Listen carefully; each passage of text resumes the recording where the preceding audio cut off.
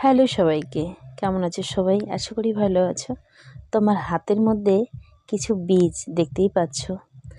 আছে ব্রোকলি, তারপরে বেগুন, তারপরে ক্যাপসিকাম, আর আছে কিছু সূর্যমুখীর বীজ। তো এই বীজগুলো অবশ্য গত বছর কিনেছিলাম। ফুলের নার্সারিতে গিয়েছিলাম, তখন কিনে নিয়ে এসেছিলাম, কিন্তু সিজন শেষ হয়ে গেছিলো, যার জন্য আমি বসাতেই পারিনি। এই বীজগুলো মাটিতে ছেটাতে পারিনি। তো দেখতেই পাচ্ছি সূর্যমুখী। আমি কিন্তু এর আগে সূর্যমুখী বাড়িতে প্রচুর বীজ ছিটিয়ে দিয়েছিলাম, তার থেকে প্রচুর গাছ হয়েছিল। সেটা তোমাদের সঙ্গে শেয়ার করা হয়নি। তবে তখন আমি সেরকমভাবে ভিডিও করতাম না, যার জন্য তোমাদের সঙ্গে শেয়ার করা হয়নি। তো হাতের মধ্যে দেখতেই পাচ্ছ কতগুলো সূর্যমুখী বীজ, আর এগুলো আমি মাটির মধ্যে কিছুটা ছিটিয়ে দেবো। জানি না গত বছরের বীজ, যেহেতু বীজগুলো পুরনো হয়ে গেছে, আর এই বীজ থেকে গাছ তৈরি হবে কি না সেটাও আমি ঠিক বলতে পারছি না। তবে গাছ হলে তোমাদের সঙ্গে অবশ্যই শেয়ার করব। আর যে কোনো বীজ যদি তোমরা মাটির মধ্যে এরকমভাবে ছিটিয়ে দাও, সেই বীজ থেকে গাছ হবেই হবে।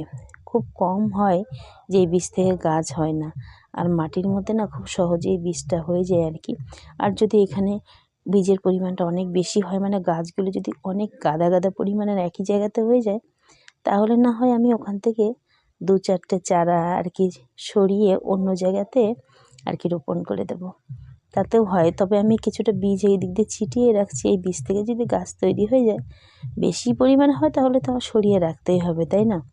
তবে এই বীজ থেকে গাছ তৈরি করার কিন্তু আরেকটি লাভ আছে। এই বীজ থেকে যে কোনো গাছ তৈরি হলে, সেটা ফুলের গাছ হোক, ফলের গাছ হোক, কিংবা সবজির গাছ হোক, তাতে কিন্তু ফলনটা অনেক বেশি হয়। সেটা আমি অনেকবার পরীক্ষা করে দেখেছি। যেহেতু আমি নানান রকমের গাছ মাটিতে এরকম বসিয়ে থাকি, কিংবা বীজও ছিটিয়ে থাকি, তাতে আমার নিজের থেকেই আমার এই জিনিসটা জানা হয়ে গেছে। আমি এর আগে তোমাদের সঙ্গে শেয়ার করেছিলাম যে গাঁদা ফুলের ডাল থেকে কেটে কেটে যে আমি গাঁদা ফুলের গাছ চারা তৈরি করেছিলাম বাড়িতে, তাতে কিন্তু প্রচুর পরিমাণের ফুল ফুটেছিল গত বছরও, কিংবা আমি প্রায়ই এবছরও কিছুটা ডাল থেকে গাছ তৈরি করেছি, তাতে কিন্তু প্রচুর পরিমাণের ফুল হয়েছে।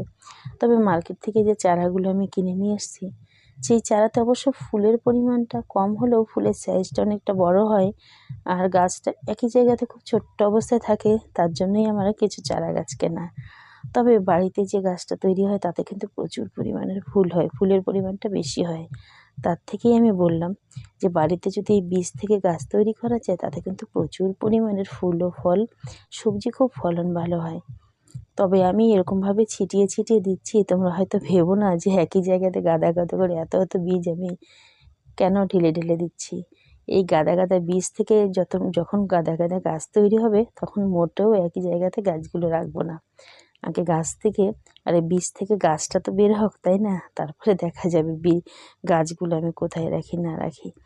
তবে দেখতেই পাচ্ছ এই মাটির মধ্যে কিন্তু খুব সহজেই বীজ থেকে গাছ তৈরি হয়ে যায়, তার কারণ এই মাটিগুলো ভীষণ উর্বর।